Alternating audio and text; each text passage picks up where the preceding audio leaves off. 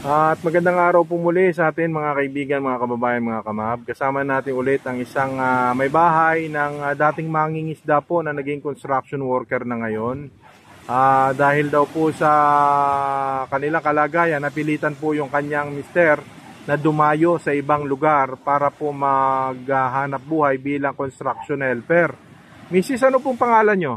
Russell Romano po. Ano po? Russell Romano. Cassie Romano. Russell. Russell Romano.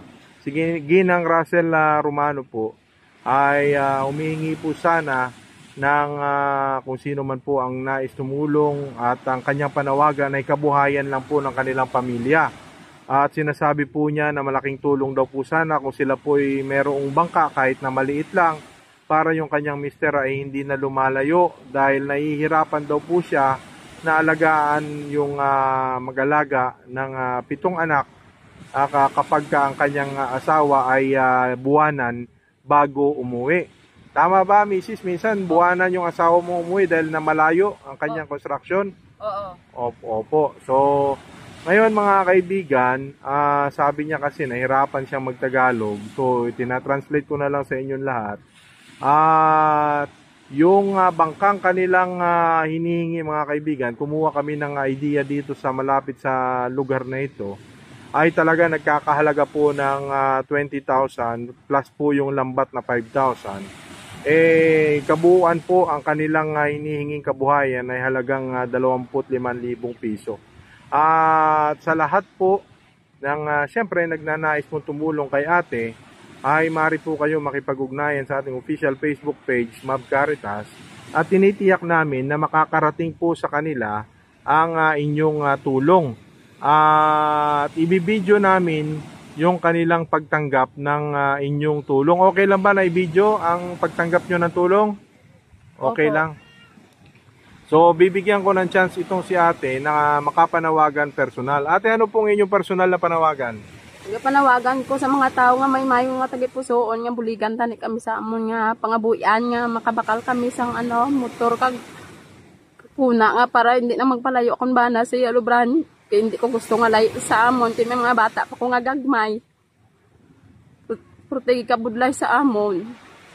Kabay tani nga matuman ko ginapangayo ko nga pangabuyan mo sa dagat.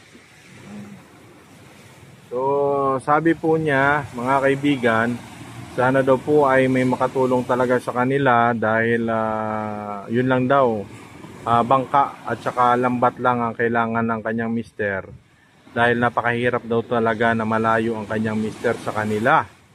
At sana po sa lahat ng nagnanais na makatulong, malaking pasalamat daw niya sa kung sino man po ang nais na makakapagbigay ng naturang tulong. At muli mga kaibigan, hindi naman po tayo naparito para lang tanungin o interviewin si Mrs. Meron po tayong dalang mumunting pasalubong para sa kanya. So Mrs., tanggapin nyo po ang munti naming dala para sa inyo. Sana'y makatulong yan, makatawid ng inyong ilang araw na pangangailangan sa inyong pamamahay. At makakaasa kayo na kung merong tutulong na tao sa inyo, makakarating sa inyo kaagad. At ipapaalam namin sa inyo at ipapaalam natin sa mga tao na yon na natanggap ninyo yung naturang tulong. Meron po kayo nais pasalamatan? Papasalamat po ka ako sa programa ni Mab na nakaabot sa dire sa amon nga dako ikay nga bulig ang iya ginhatag sa amon. Damo niya salamat.